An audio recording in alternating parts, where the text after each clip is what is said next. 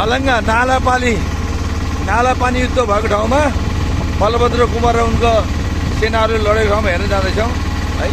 बाटो यो बाटो हो, यो खलङ्गा जाने बाटो, खलङ्गा नालापानी जाने बाटो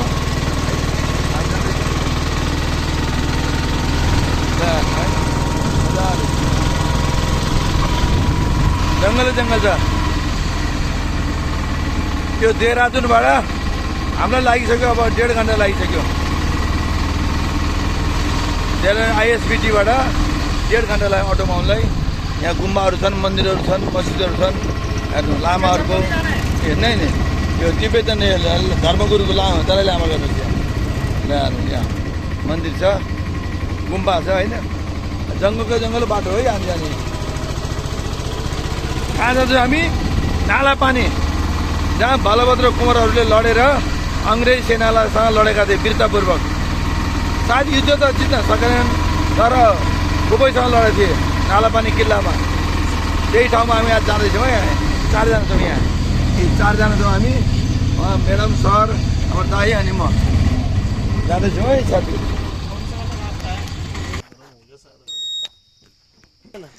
यहाँ यो अब पुरानो अटो जस्तो छ, अलिक गाह्रो माने जस्तो जान्छ। योभन्दा गाह्रो बाटोमा अटो जान्छ, तातेर होला, धेरै अलिक हिट पनि भयो होला। वरिपरि जङ्गल छ, हेर्नु त पुरै सालको जङ्गल छ। हेर्नुहोस्, खलङ्गा जाने बाटोमा वरिपरि सालगारी छ। बाटो पक्की बाटो अलि राम्रोसँग बनाएको रहन्छ। हेर्नु बाटो अलि राम्रोसँग बनाएको थियो, भत्केछ बर्खाले, त्यहाँदेखि बर्खाले भत्केछ। हाम्रो अटोवाला बाहना गरेको हो कि अलि यो इन्डियामा बाहना पनि गर्छन् कि धेरै, नाटक गर्छन् धेरै अलिकति हो।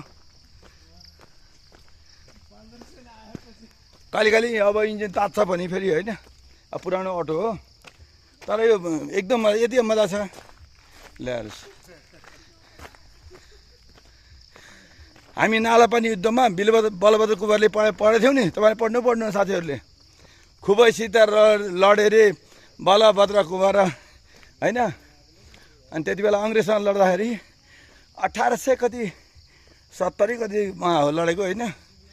त्यति बेला चाहिँ अनि सन्धि गर्दाखेरि, त्यति बेला सन्धि गरेको भने पछि हो कि अगाडि हो, लड्दाखेरि चाहिँ महिला बालबालिकालाई त्यो अङ्ग्रेजले त्यो खाने पानी र पाइप र अनि खाना ल्याउन लैजाने बाटो बन्द गरेर त्यही भित्र नै सायद मरेको भन्ने हामीले इतिहासमा पढेका हौँ। उकालो छ, पछाडि आउँदै हुन्छ 3जना हाम्रो दाइ र एकदम उता सप्तरीको सर म्याडम। हामीहरू खास 2जना बाबुहरू, अगाडिको हाम्रो राणा दाइ र अनि अर्को हाम्रो देव सर उहाँको म्याडम हुनुहुन्छ। उहाँको छोराको लागि 2जनाको लागि यो देहरादुनको के भन्छ एरा त्यो स्कुलमा ठुलो विश्वविद्यालय हो, त्यहाँ भर्ना गर्न आयो। भर्ना भइसक्यो, उनीहरू कोठाहरूको व्यवस्था गऱ्यौँ। अनि आज हामी एकचोटि, मैले हिजो आउँदा बाटोमा खलङ्गाबाट सुनेँ अनि जाउँ भनेर अटोमा, अहिले बाइक आइरहेछ। हामीहरू जाँदैछौँ है।